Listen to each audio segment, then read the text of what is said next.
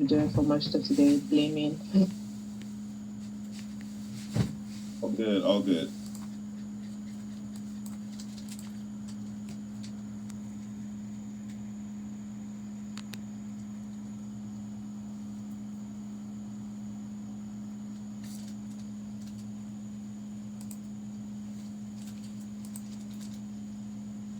Everybody hear me? I can hear you. Losing people. You're muted. She might have rugged. Oh, can you hear me now? Yes. Yeah. All right, I'm back. So rugging herself. Just clicking mute. Yeah, actually, I was rugging myself. So we have a bunch of questions, and I think I want to go through as much as possible. List. So I'm going to be. Wow, we have multiple questions from everyone. So I'm really going to just start from the beginning. Let me see which. Okay, yeah. So we spoke about like updates and work that's been done in February. So Freedom is asking, what updates are we to expect like in the future? What are we looking forward to? Basically, what's exciting on the horizon? Yeah, if you could, Mona, if you could switch back to whatever mic you were using before, it's kind of hard to hear you.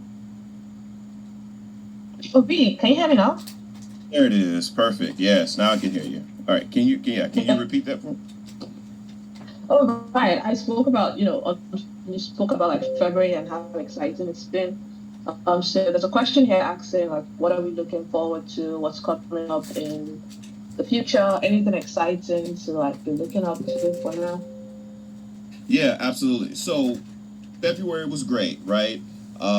We really did a lot in February throughout the month, and March is even more exciting. As you know, I think maybe for those that are new here, our agents, right? So our AI agents, the agents were actually supposed to be released in February, but we pushed them to March. And one of the main reasons we pushed it to March was because we are rolling out with two agents. I talk about this all the time on Spaces on X and even some of our AMAs on X. We had two agents that we're rolling out with. One is the Twitter agent, right? The agent is able to host spaces, speak in 35 different languages, even upload your own voice where it could co-host a space with you, reply to DMs, so on and so forth. That one's fine. That one's done. The other one was a trading agent, right? Like, so this was an agent to where you could easily upload Solana or a stable coin up to it, and you'd be able to trade on 3 central exchanges and 2 decentralized exchanges, right? That's where they were pinned to. Right. Also, they would be pushed to call groups as well. We kind of shied back away from that just because one, sometimes we receive so much FUD on the normal stuff that we're doing.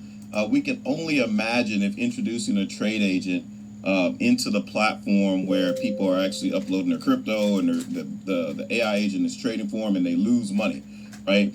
I can only imagine what people say about VentureMind and the agent and this and all the FUD. So we wanted to avoid all of that stuff. And so get back to what we're doing, which that's a utility agent within itself, right? It does these tradings and it has sentiment analysis and so on and so forth, and it's pointed to different call groups, so it'll be able to trade just as fast as they do.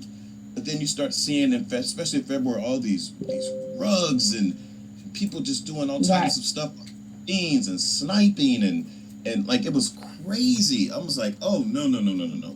I don't want any part of that. So I don't want any part of that DeFi industry, when it comes to like meme coins or different coins or people, uploading their crypto and stuff like that and depending on bots. That's just not us, right? So we removed that agent, and then we've been thinking about rolling out with another one that kind of complements what we're doing for content creators, for those that want to monetize, using AI tools to monetize, actually make real money. So that's what we're playing around with. So that's why we moved it to March. Just because we did, it was more of a liability for us. and we didn't want to play in that realm. It's just not us. It's just not us. So we thought it was cool. It's really cool. It functioned perfectly. It was great, but I can only imagine the backlash on something like that. I mean, it actually is cool, but you know, a lot of drags, people in the space don't really take responsibility for their trades, which I can understand. You always want to have someone to blame when you lose money. Oh yeah, I can only imagine. Yeah, when the market's Yeah, down, I mean, well, we're the bad guys. When the market is really up and everyone's doing really good on their investments, we're the good guys. So we just want to kind of limit that backlash for products like that. right, that makes sense. That makes sense. Okay, so let's just move on to the next question. Okay, yeah, the update on the February revenue share is the question that we have.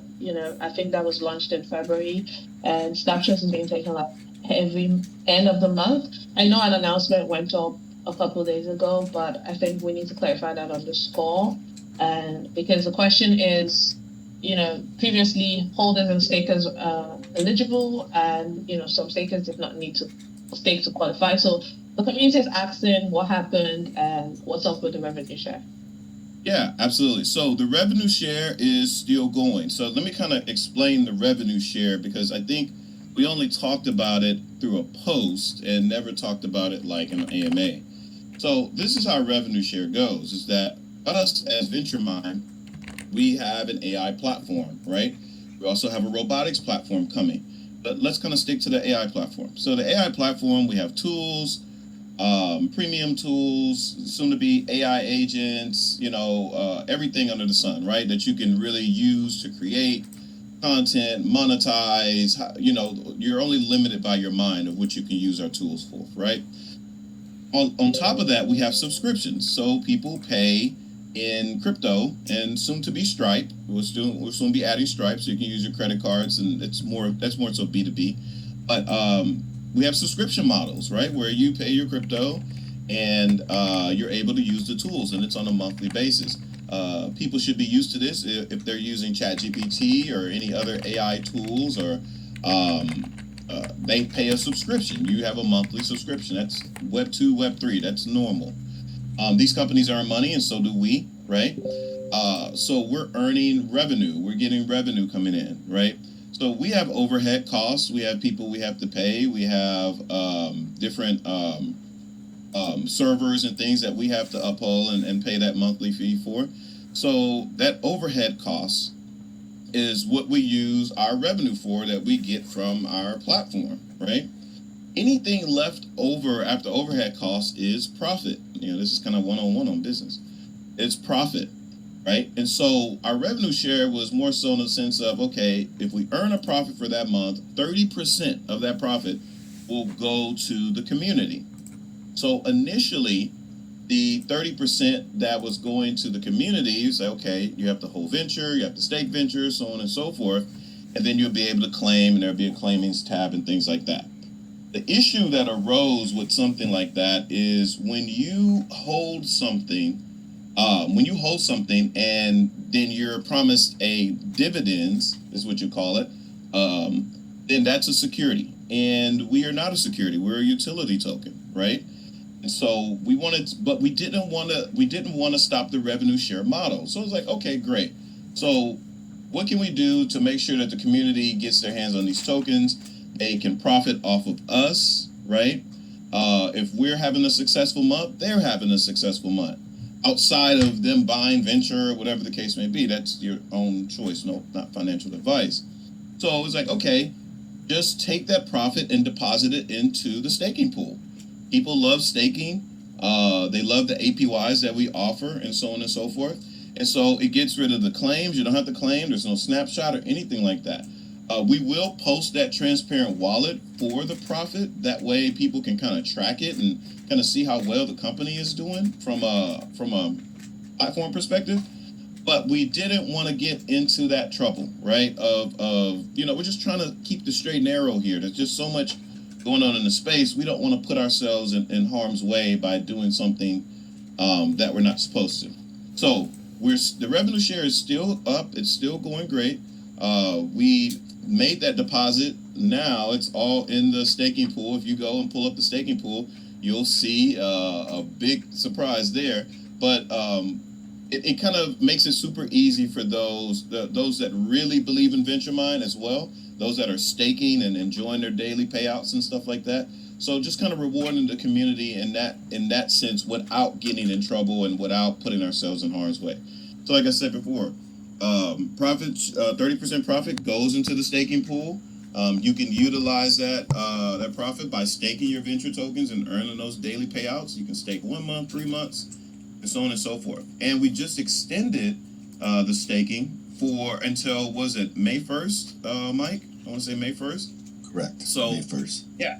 So we've extended even more. It was the current pool was supposed. That's why the tokens were running low. The current pool was supposed to stop on the March 18th, but we extended it a bit more, just because now we're introducing the revenue share, and we want to make sure that people get to enjoy the high APYs just a little bit longer until we finish building out the staking platform where it has longer contracts, a more balanced APY, and we'll announce those APY numbers.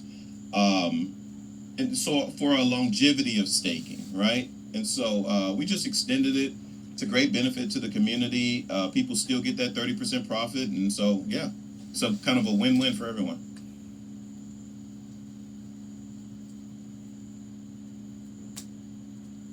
That's interesting. Sorry, I was speaking. I forgot my mic was mute. Yeah, come on. Don't be nervous. But it's good. I'm not nervous. Anyway, so that's very interesting, and I think that answers the question. So I'm just going to go on to the next one, which is from Matisse, and he says, "What prompted to change the dates to stake from March 18th to May 1st?" I believe you've answered that, so I'm just going to ask the second question. I think I'm going to answer that question. I'll just reiterate on it. I see, I see Matisse in a lot of the spaces on X, man. So thanks for the support, coming out and listening to me yap all the time, right? That was the main reason why we changed it from March 18th to May 1st. Is one, we wanted to extend the current APYs to everyone that wanted to continue to stake. Two, we're adding that 30% profit to the staking pool as well, which we'll still continue to add it after this pool is done. But also three, we want to make sure that when we do introduce the new staking pool, it's going to be on the VentureMind website, right? It'll have our UI, our UX, and everything, and so it'll be really cool. So you guys, it's no different than our partnership with Streamflow currently. It's no different. It's just it's more so control on our servers for VentureMind. Right. Okay. So Martins actually has another question, which is, will there be any new listings this month? How did I know this question goes up? Oh, okay. So listen, guys. I got in trouble last time when I was back in February when I was speaking to you guys about listings. I got in trouble with the team, and so I want to explain something to you. We are under strict NDAs when it comes to these exchanges. They do not play. They don't. I'm telling you, they are amongst us. I don't know how, but they hear all my spaces and AMAs and so on and so forth. So we were warned about a couple of times. Myself, not anyone else, about a couple of these things. We cannot talk to you guys about listings as much as I want to be transparent with you. We cannot talk to you guys about listings. But one thing I can say about the listing someone brought up was WEEX, WEEX. That was not us. We don't have any communication with WEEX. We were pinged on X by someone else and said, hey, you guys were listed on WEEX. And it was a big surprise to us, just as much as anybody else. But we don't have any communication with that team. So hence why you see the volume doesn't really look like all the other exchanges we're with. We have no communication with WEEX. And sometimes these exchanges, like the lower tier exchanges, they'll do that, right? They'll just list you. They'll spot list you for nothing, and they won't have any communication with you. But no, that wasn't us at all. We don't have any communication with that team. Okay, so the spies are among us, guys. We can't really talk about certain things. Oh yeah, I mean, listen, I joke and kid, but still, we are under NDAs with the exchanges that we are talking to. So, but I cannot talk about it. And even when I was talking with our advisors, yes, no, cannot. I got in a lot of trouble. So. But that's fine. We don't want to get you in any other trouble. That's okay. Yeah. So Matisse again, actually. How's the revenue sharing 30% reflecting for the stakers or holders as of now? Staking rewards are the same daily. Did you get that? How's okay. How's the revenue sharing 30% reflecting? Okay, so let me try and understand this. I believe it's asking how the revenue is reflecting for stakers, because he says as of then when he asked this question, staking rewards were the same daily. So if there is different, maybe you could just go over how the revenue share is going to I understand now. No, I understand. It's just adding to the pool, right? And so these daily payouts that everyone gets, it's a pool that you're pulling from, right? You can, and if you go on StreamFlow, you see the pool, right? And so when you adding these the 30% in the tokens, it's just increasing the pool so that you can continue earning your rewards, your staking rewards. When it comes to the new pool, that's where the revenue share is going to go into that pool, because that's going to be the longer term one, right? So after May 1st, that all that revenue share is going to be directed to the new pool for longer term staking. For those that are in the current pool, you won't be able to restake, but you'll still be earning your rewards until that pool goes to 0. Okay, so we're not pulling anything from that pool and putting it into a new pool. That is locked. We can't do that, actually. So that is locked. But the new pool after May 1st, that's where the revenue share is going to be deposited into as well. Okay. I hope that answers this question. I think it does for me. I don't know if Matisse is here, but I hope it answers your question. If it doesn't, maybe you can elaborate somehow. But next up is Paris, and he says, "Hi team, I'm one of the winners of Menlo Park AI course. I have access to course content, but the instructional videos on the website doesn't display anything. This has made learning impracticable." Okay, yeah. So we were just talking about this morning. First of all, congratulations on winning a slot in the Menlo Parks Labs. I was speaking with Mishba yesterday. He's going to get all that up and running for you guys. Thank you guys for being so patient. He's going to have all those videos up and running for you guys, if not today, by end of day tomorrow. So we'll get that all sorted out for you. And apologies for that. But yeah, I was just talking to Mishba about that. So he's working on it. Trust him. Oh, okay. I think I brought this to your attention earlier today. So guys, for everybody that has been trying to get access, don't worry. Very soon this is going to be sorted out. Thanks for your patience. So, JMS _787, how is the robotics roadmap coming along, and what is your exact relationship with Unitree? Yeah, okay, so the roadmap for the robotics. So robotics is, if you look on the roadmap, from Q2 to Q4, right? So first things first. First order of robots are in. We ordered the, it was 4 GoTo EDU X16s, right? These are quadrupeds, right? As much as everyone keeps posting these humanoids and the G1s and the H1s and stuff like that, humanoids are very limited. To me, they're more gimmick than anything else. We will have some, right? But from a deployment perspective, the quadrupeds are what we're focusing on, right? So the second order has been shipped out. It should be here within a week.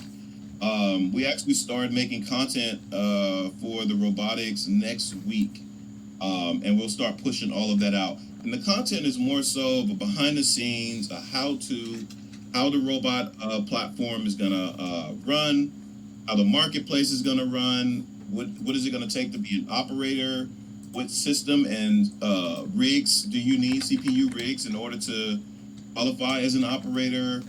It'll be a whole slew of information that will kind of just be great for the community. So you guys, so as soon as that beta platform is ready, we can really start doing some really cool things, right? And so that's how the roadmap is currently going. So robots are in. I'm actually staring at one right now as it looks back at me. And we'll start shooting content for that next week, because I know people are really excited about it. Even when we talk in spaces, people are more excited about the robots than the AI, than the agents, right? Which, because people have just been so diluted by AI agents and what they're doing in the Web3 space. But yeah, robots will definitely be pushing out as we finish content filming next week here in Texas. But we got a bit, man. You're gonna start seeing a lot of that, and we're just trying to make sure we do it in a sequenced order to make sure everyone is informed. As a lot of content that we've done so far has really been posts on X, AMAs, and Spaces. You'll see a lot more. You hear me say this word a lot: dynamic content, where you'll start to get a chance to know us. You'll start to get a chance to see us.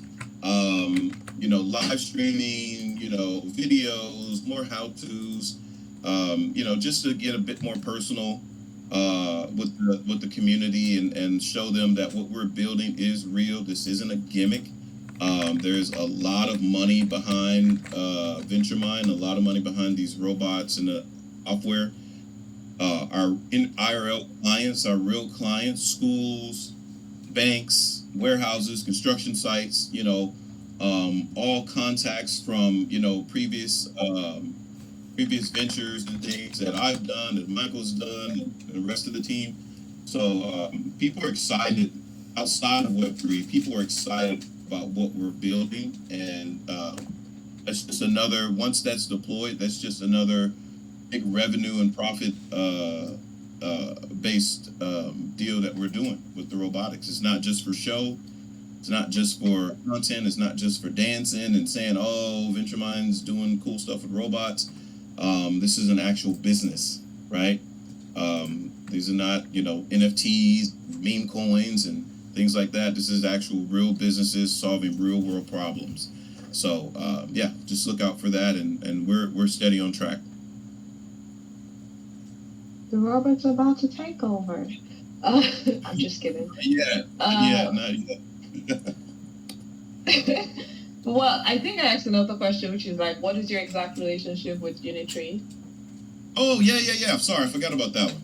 So yeah, back in 2023, when I first, I started building VentureMind in June of 23, and we launched in October of 2023 as a Web2 company, right?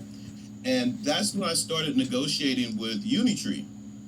And because we're not robot manufacturers, right? We don't build robots. We build software for these robots. So our getting partners that actually build good robots was one of the things that I was going after. So I spoke with Unitree, spoke with Deep Robotics, a couple of American companies as well, just to kind of, see where they're at, what they're building, what the capabilities are for their robots, whether it be quadrupeds or whatever, and start establishing a relationship with them.